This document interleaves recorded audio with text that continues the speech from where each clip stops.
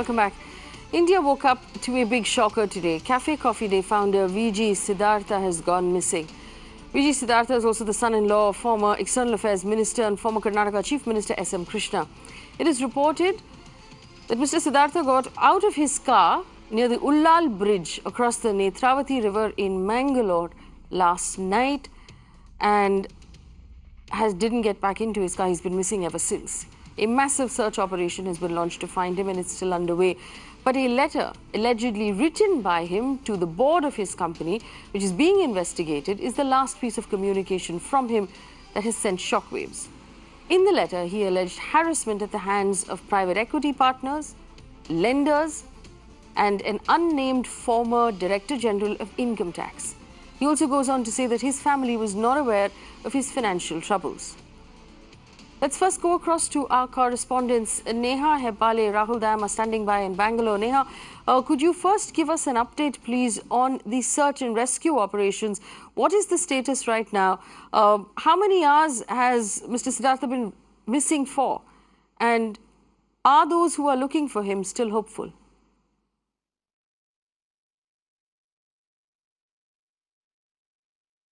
Well, Faye, it's been about 20 hours now because remember that Siddhartha went missing at around 7 to 8 p.m. That's the time that his driver ideally dropped him off at the bridge, is what we're given to understand. Search operations have been underway since last night, since 2 a.m. Of course, just early this morning, that is in the wee hours of this morning, we saw UT Khader also, who was present at the spot. He was overseeing all of the operations, and later through the day, we've been seeing how teams have been pressed into action. We've seen the NDRF, the Home Guards, the Coast Guard, also, of course, we've seen the coastal police, the local police as well, and all, of course, we've seen choppers being deployed, we've seen ships, we've seen divers, and also the local fishermen that have, of course, been deployed at this point of time to try and, possibly search for the body. Now, the reason that the speculation of him having jumped into the river and possibly taken his own life is simply because of the fact that the driver has, given a statement where he clearly says that he left him there, but when the driver came back later, he was nowhere to be found. So that's one thing.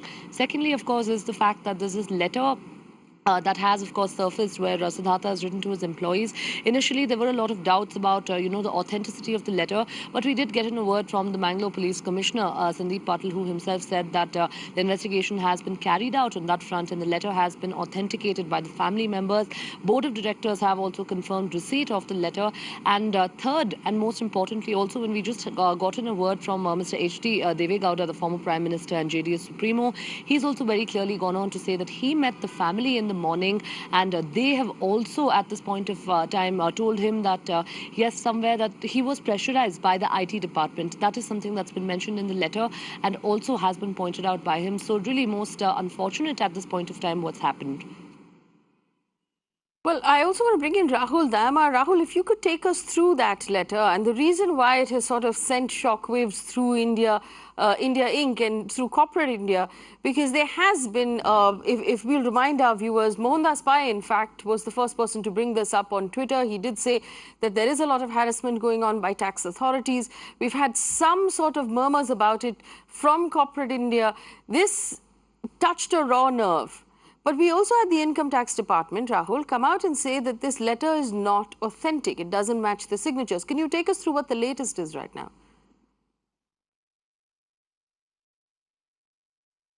Yes, very crucial. Remember, right after the development really that was reported early this morning and the letter that sort of surfaced online, there was a strong narrative online, offline among entrepreneurs, startups, business leaders that the tax man is sort of hammering after entrepreneurs and making life tough for them. And that entire narrative sort of built up during the day. Of course, we had the first set of statement coming in from the company where they say they've reviewed a letter that they have received from Siddhartha, pointing out all that you have mentioned, the fact that a certain private equity player was involved, the tax man sort of harassed him throughout, Mindtree shares were blocked, CCD shares were blocked, and the fact that there was liquidity crunch at the company owing to the decisions taken by the tax department. But the tax department has really maintained that the veracity of the letter is still to be questioned because the signatures don't match with the annual report. Really, they've given an 11-point rebuttal, really indicating that the bigger trigger, tip-off was a search that they had carried out at a prominent Karnataka political leader, and anyone tracking the space here will only add 2 and 2, and the fingers really point to DK Shivkumar. So the tax department indicating from there they really carried out searches at CCD. They found unaccounted wealth totaling to about 680 crore rupees, most of it personal assets belonging to Vichi Siddhartha, which he admitted. They went on to block Mindtree shares to ensure that they can sort of hold him accountable for the penalty that he was really liable to. They tweaked it after he requested, and they said, we've taken all decisions owing to the income tax department, really. So as far as the veracity of the letter is concerned, a big question mark coming in from the income tax department. But interestingly, from the tax department, while the tax department raises questions, Neha just told us that the police commissioner of Bangalore has in fact checked the veracity of that letter with the family members and with forensics and decided that it is in fact authentic.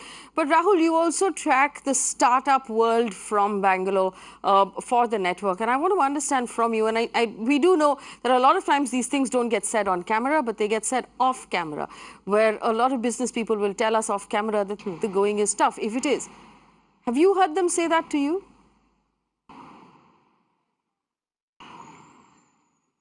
Of course, there have been murmurs around a larger economic slowdown. We've seen business leaders sort of pointed out the fact that consumption has taken a hit. But as far as entrepreneurs are concerned, they have been a very candid lot, especially owing to the entire tax issue around how angel investments were really taxed, the fact that entrepreneurs got thousands of notices. The government took a lot of time to resolve it. They have been very vocal about it. And today was, again, the trigger. We saw a lot of these entrepreneurs really come out and talk about it, small-time entrepreneurs building businesses. But as you rightly mentioned, also established business leaders, the likes of Kiran Majumdar-Shaw, saying that the tax department has to make it easy for entrepreneurs to thrive and not really go and hound them throughout their journey.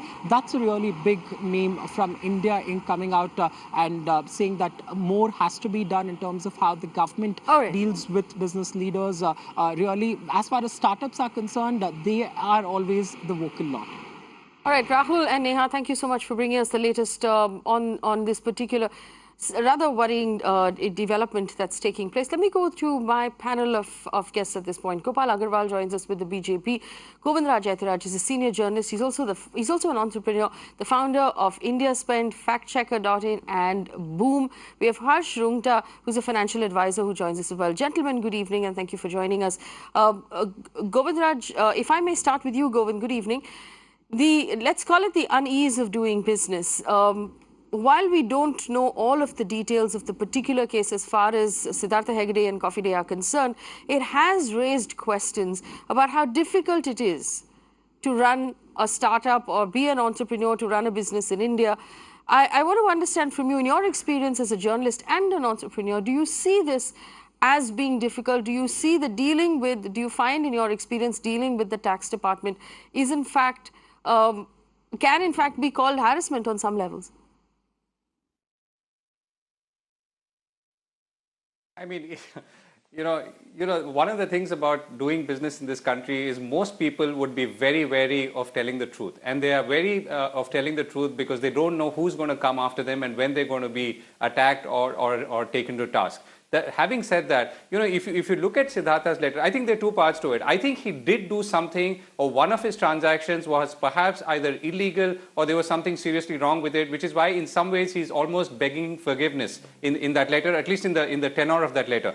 But on the other hand, if you look at the transactions that are known to us in public domain, clearly there was a point where things did not go the way perhaps he had lined them up. Maybe he had lined up a series of transactions to obviously ease off the debt burden, but something got stuck. Maybe that happened because the income tax froze either the sale of his shares in Mindtree to L&T or subsequently the shares in Cafe Coffee Day, because of which it created a compounding effect on his liquidity position, which is what must have caused the frustration, which may have led him either to do something else and perhaps also accentuated the move that he is allegedly taken, which is to commit suicide. So now I don't know what has happened, and we obviously don't know all the details, but I think it's very clear there could definitely have been more leniency in his financial condition at that point. which would have allowed him to perhaps unlock some of his assets, because these things don't happen. I mean, if you look at the Mindtree story itself, he was in the market for a period of time. It is not that he said, I want to sell my shares tomorrow, and L&T turned up at his doorstep the next day. That took a long time. He must have been wanting to do that, obviously, because he wanted to on-sell and retire some other debt. So, is it, I mean, to answer your primary question, is there unease of doing business? I think the example quoted by your colleague is a very good one. If you look at what angel tax has done to entrepreneurs and startups in this country, it's a clear case of undue harassment. It is a clear case of draconian use of existing tax law. It is a clear case of not allowing people to focus on business, and a clear case of hitting them when they least expect. All right, that's very powerfully said, Govind. But we also have UT Kader on the phone line right now. He's the MLA from the Mangalore constituency, and he was, as you can see on those visuals, part of the entire process of the search and rescue today. Mr. Kader, good evening. Could you give us an update right now on the search and rescue, and whether the rescuers at this point are hopeful of finding Mr. Siddhartha? Yeah, the rescue is aggressively taken place now from the evening. Because, you know, the cycle of the nature is anything it takes, it doesn't keep it. It leaves after some time. This 24 has taken place. Hello? Yes, yes. Go ahead, please. Yeah, and we hope that it will come to logic end by some time. For that, we are taking this from yesterday night, 2 o'clock, this search is going on. Till now, we not got any clue. Yes. I hope within a few hours we may get this, it will come to logic end. And all the department and locals all are into in searching the team only, because Siddharth was a Western Ghats entrepreneur, all are proud of. Yes. And today all are sad on that behalf. Mr. Kader, we understand that Siddhartha Hegde was in touch with Congress, politicians in Karnataka and with some other colleagues. Did you have a conversation with him, or are you aware of what those last conversations were like? We are close friends. Means whenever we meet, we talk nicely. And long time back, about 1 year back, I talked to him at the function. He was very kind, and his nature was that. He was soft and kind. So all the people used to live with nature. But today we are all shocked regarding this news. Also, Mr. Kader, you rightfully said that, we've been looking now for nearly 24 hours. He's been missing for nearly 24 hours. The Ulal Bridge that you're referring to opens out to a creek and flows into the ocean. What is the distance between the bridge and the creek or the ocean? It is 1.2 kilometers, 1,000 meters, 1.2 kilometers from the bridge to the mouth of the Arabian Sea. And is the search operations at this point extended to the ocean as well? Yeah. One team of our coastal, but one team is on the mouth of the Arabian Sea. One is little 200 meters this side. So 4 teams are working on the 4 sides of this, from river to the sea. And in the sea also, where these fishermen have gone for the deep seeing, we have given the wireless message to them. Anything is found, they should rescue and get it.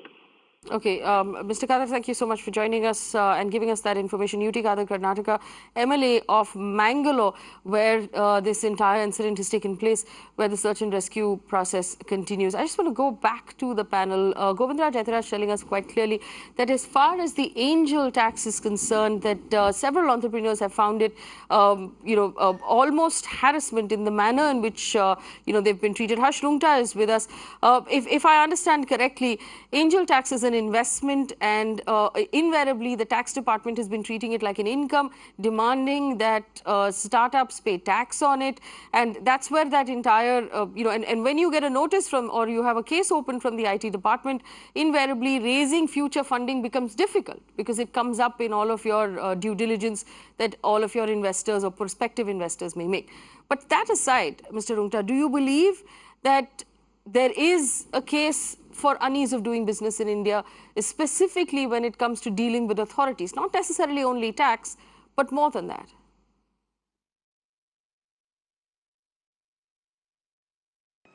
I think that's not a hidden fact that dealing with authorities in India, and this is true of every single government, unfortunately true of the BJP government just as much as it was true of the Congress government, that dealing with authorities in India is not the easiest thing in the world. Any entrepreneur will tell you that. The angel tax, one thing I would like to put on the table,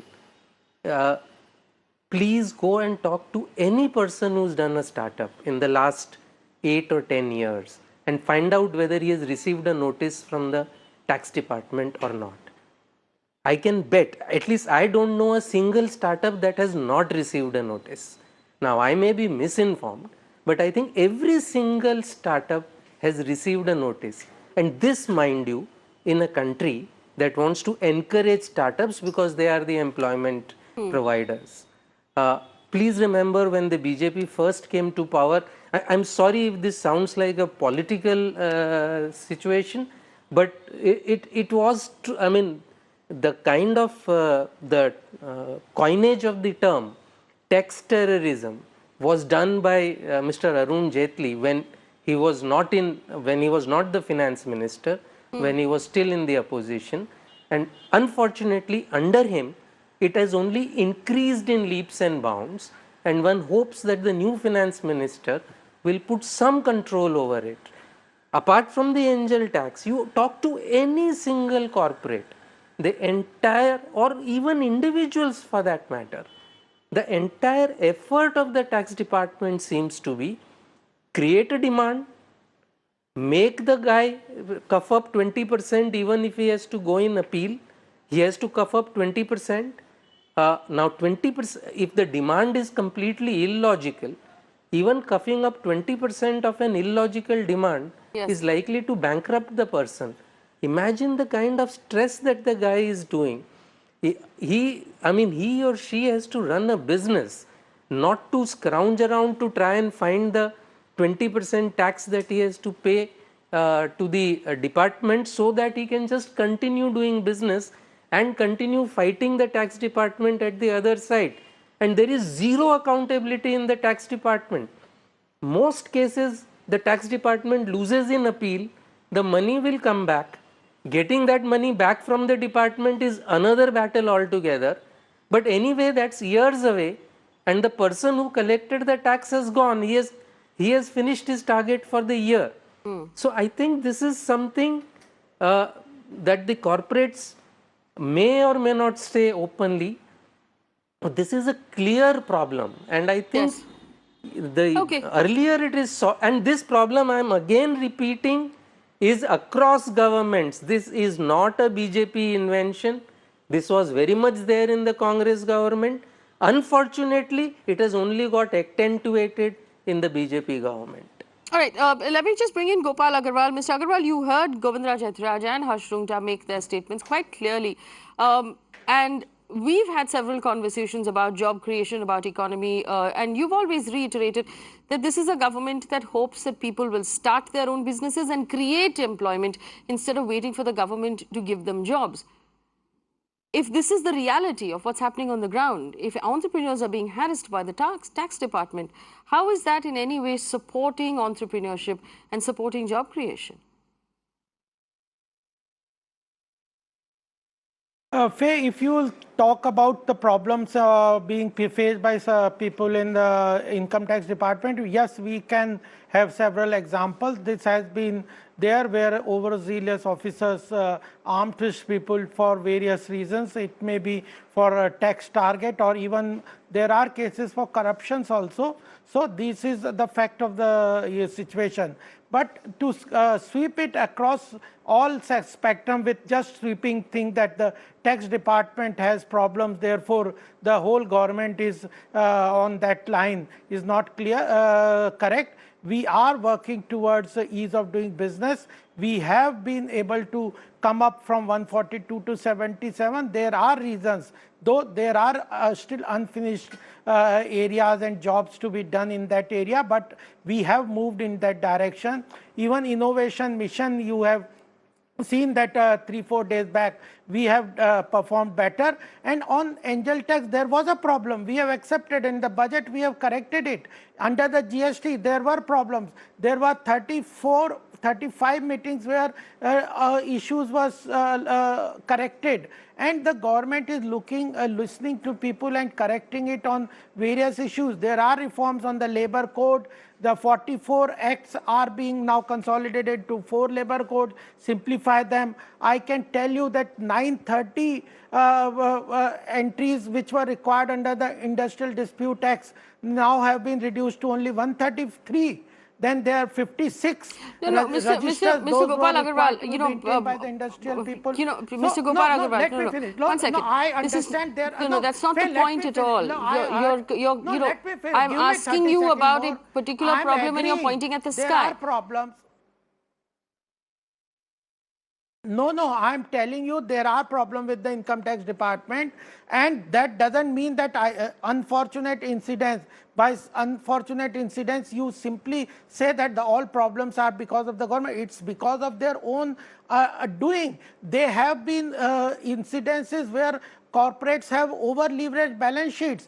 They have taken public money, taxpayers' money, and were thinking that they don't have to do you know how refer. many corporates have these are the over-leveraged issues balance sheets at this time? Do you know how many corporates and small businesses are currently dealing with notices from the income tax department? If you find out. Why is it that businessmen in India are considered crooks until proven innocent? And that's really the truth. They're constantly having to defend themselves. No, we are giving loans on MSME, PSB 59, and what is the solution of the income tax? It is we are coming out with a virtual e-assessment process where human interface. All right, I'll allow the panelists to respond to that. You are saying that every 130 crore people of the country are corrupt. Wherever he gets a power, he just goes for corruption only. So, if that is the situation you are saying, then we have to deal with that only. Mr. Agarwal. So, human intervention has to be reduced. Okay, first of all, I want to point out that while you turned around and said for one incident you can't call the whole government wrong, you must realize the way the system is designed right now, it actually thinks that everybody is corrupt until they defend themselves in appeal and prove themselves to be innocent. But one second. It was designed in such a way that they were thinking that law will not take its course. Okay, because they had good connections. Okay, Harshunta first. Under the habit. Can I come in here, Faye? Okay, one at a time. First, Govindraj Etraj first. Please, Govind, go ahead. No, I think, the angel tax is being cited as an example either by your colleague or me because it's a classic symptom of the disease. It's not because it's meant to represent all the tax cases that are being filed against people or all the injustice that's being done by the tax department to the taxpayer, whether corporate or corporate individual. In the case of angel tax, I think, as I have seen in many cases as well, it's the sheer frustration that has resulted in many of the startups, in many of the founders, and their sheer helplessness and inability to do anything about it, and they're begging income tax commissioners to help them out to do something about it, not charge them that 20% up down payment, and then or else threaten with freezing of bank accounts.